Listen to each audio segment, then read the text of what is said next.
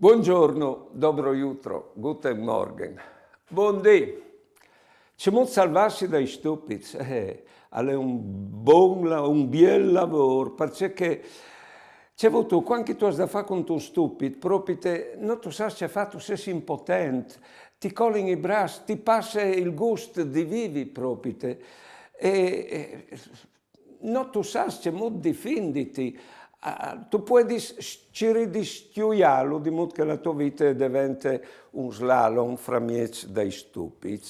Perché c'è avuto, non si può difendersi. Quando uno è stupido, per esempio, ti fa una brutta parte, ti fa sta male, non è come un intelligente, tu capisci, che al fa il suo interesse, di modo che tu puoi capire perché al fa che robe lì.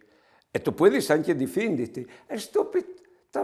Senza neanche avere un vantaggio lui. E ci abbiamo fatto a difenderti allora.